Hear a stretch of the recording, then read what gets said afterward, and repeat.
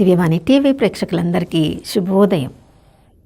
యేసుక్రీస్తు పరిశుద్ధ నామములో ప్రియులారా, మీ అందరికీ స్వాగతం, సుస్వాగతం.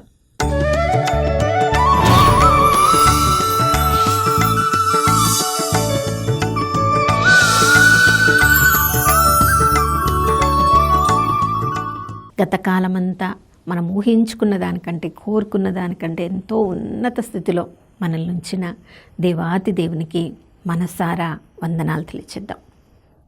ఈ నూతన ఉదయంలో కూడా దేవుడు తన నూతనంగా తన ప్రేమను, కరుణను, కటాక్షాన్ని మనందరిపై కుమ్మరించారు. ఆయన నమ్మదగిన దేవుడు, విశ్వసనీయుడు. ప్రియులారా, మనము నమ్మదగిన వారము కానప్పటికీ మనల్ని పిలిచిన దేవుడు నమ్మదగినవాడు. ఈ రోజంతా నేను నీతో ఉన్నాను, నీలో ఉన్నాను, ఇమ్మానుయేలుగా నేను పిలువబడుతున్నాను అని మాట ఇచ్చిన దేవుడు, ఆ ప్రభు స్పర్శను మనము అనుభవించినా అనుభవించకపోయినా ఆ ప్రభువు మనలో జీవిస్తూ ఉన్నారు. ఆ స్పర్శను బాగా అనుభవించిన అపోస్తలుడైన పౌలు అందుకే చెప్పగలిగాడు, జీవించినది నేను కాదు, క్రీస్తే నాలో జీవిస్తున్నారని. మనందరిలో కూడా ఆ ప్రభు జీవిస్తున్నారు. ప్రియులారా, ఎంతగా మనం ఆ స్పర్శలో ఉంటే అంతగా మనలో జీవించడానికి ఆ ప్రభువుకి మనము అనుమతి ఇస్తాం, అవకాశం ఇస్తాం. ఇక ప్రభువే మనలో జీవిస్తే మన జీవితము మనకి ఎంత ఆశీర్వాదకరంగా ఉంటుంది. మనల్ని నమ్ముకున్న వాళ్ళకి మన జీవితం ఎంత ఆశీర్వాదకరంగా ఉంటుంది. ఈ ప్రభువు మన జీవితంలో ఆయన ఉద్దేశం ఎంత బాగా నెరవేర్చబడుతుందో. ఆ స్పర్శలోనికి రావాలంటే మన నోటితో మనం చెప్పాలి, ప్రభువు నాలో జీవిస్తున్నాడు.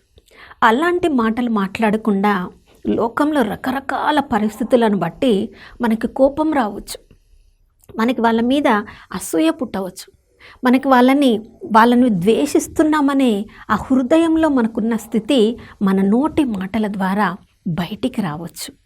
కానీ ఆ మాటలను మనం ఎంతగా నిగ్రహించుకుంటామో దాన్ని బట్టి మన జీవితం ఆధారపడి ఉంటుంది. సామెతల గ్రంథం 15వ అధ్యాయం 1వ వచనంలో మనం చదువుతున్నాం, మృదువుగా మాట్లాడినచో కోపము చల్లారును, కటువుగా మాట్లాడినచో ఆగ్రహము హెచ్చును. నా ప్రియ సహోదర సహోదరి, ఈరోజు ఉదయం లేచిన దగ్గర నుంచి ఎలాంటి మాటలు మాట్లాడుతున్నావు? నీ మాటలు మృదువుగా ఉన్నాయా, కటువుగా ఉన్నాయా?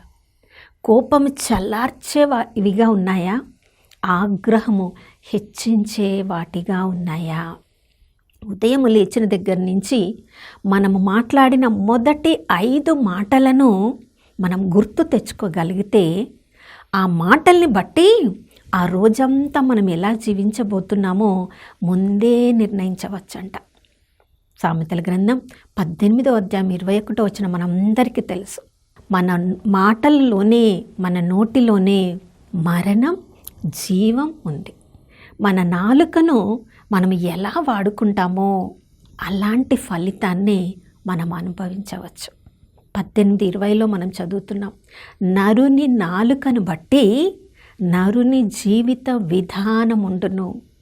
చూడండి, కొంతమంది ప్రొద్దున్నే లేచి వాళ్ళ మాటల్ని బట్టి, ఆ మాటల్ని విన్నవాళ్ళు, అబ్బా ఈరోజు వీళ్ళు కోపంగా ఉన్నారు, వీళ్ళ నుంచి దూరంగా ఉందాం అని దూరంగా వెళ్ళిపోతారు. కొన్నిసార్లు మనలోంటి జీవపు మాటలు వస్తున్నప్పుడు మనకు తెలియని వాళ్ళు కూడా, మనమెవరో తెలియని వాళ్ళు కూడా మన చేత, మన మాటల చేత ఆకర్షింపబడి మన దగ్గరికి వస్తారు. ప్రియులారా, యేసు ప్రభు ఈ లోకంలో జీవించినప్పుడు ప్రభువు నోటిలో నుండి వచ్చే జీవపు మాటలు వినడానికి ప్రజలు తండోపతండములుగా వచ్చేవారని బైబిల్ గ్రంథంలో మనం చదువుతున్నాం. మరి ఆ ప్రభువే మనలో జీవిస్తున్నప్పుడు మన మాటల్ని బట్టి ప్రజలు ఆకర్షింపబడుతున్నారా? మన మాటల్ని బట్టి మనల నుండి దూరంగా వెళ్తున్నారా? సామెతల గ్రంథం 25వ అధ్యాయం 11వ వచనంలో మనం చదువుతున్నాం, ఎవరెవరైతే ఉపయుక్తంగా సందర్భానుసారంగా సరియైన మాటల్ని మాట్లాడతారో వాళ్ళ మాటలు ఇతరుల జీవితంలో ఎంత విలువైనగా ఉంటాయో తెలుసా? వెండి పల్లెరమున పెట్టిన బంగారు పండ్ల వలె ఆ మాటలు ఉంటాయంట. ప్రియులారా, చూడండి, దేవుడు సొలొమోను రాజు ద్వారా అంత జ్ఞానము తెలివి ఉన్న రాజు మాటలకి ఎంత విలువ ఇస్తున్నాడో చూడండి. సరియైన సమయంలో సరియైన మాటలను మనం పలికితే వెండి పల్లెరంలో పెట్టిన బంగారు పండ్ల వలె మన మాటలు ఇతరుల జీవితంలో అంత విలువైనగా ఉంటాయంట. అంటే అంత విలువైన మాటలుగా ఇతరులు మన మాటలు గ్రహించాలంటే ఎంత జాగ్రత్తగా మనం మాట్లాడాలి కదా, ఎంత ఆలోచించి మాట్లాడాలి కదా, ఎంత సందర్భానుసారంగా మాట్లాడాలి కదా. చూడండి, దావీదు రాజు మాటల్ని మనం ఆ విధంగా చూడవచ్చు. సమూయేలు 2వ గ్రంథం 23వ అధ్యాయం 15వ వచనం నుంచి మనం చదువుతూ ఉన్నాం. దావీదు సౌలు రాజునకు భయపడి దూరం పారిపోతూ ఉన్నాడు. ఇక్కడెక్కడో తలదాచుకుంటూ ఉన్నాడు, లోయల్లో, కొండల్లో, అరణ్యాలలో. అలాంటి పరిస్థితులలో బెత్లెహేం అంటే తనకి చాలా ఇష్టం. ఆ బెత్లెహేంలో ఉన్న రోజులను గుర్తు చేసుకొని నోటి మాటగా చెప్తున్నాడు, బెత్లెహేంలో ఉన్న ఆ బావి దగ్గర నుంచి నీళ్లు త్రాగితే ఎంత బాగుండునో కదా. ఆయన నోటిలో నుంచి ఆ మాట బయటికి వచ్చిందో రాలేదో 3 సైనిక యోధులు తమ ప్రాణాలకు కూడా త్యజించి పరుగెత్తి శత్రు శిబిరంలోనికి వెళ్ళి ఆ బావిలో నుండి నీరు తీసుకొని వచ్చి ఆ నీటిని దావీదు రాజుకి ఇస్తున్నాడు. ప్రియులారా, ఎంత సాహసం చేశారు కదా.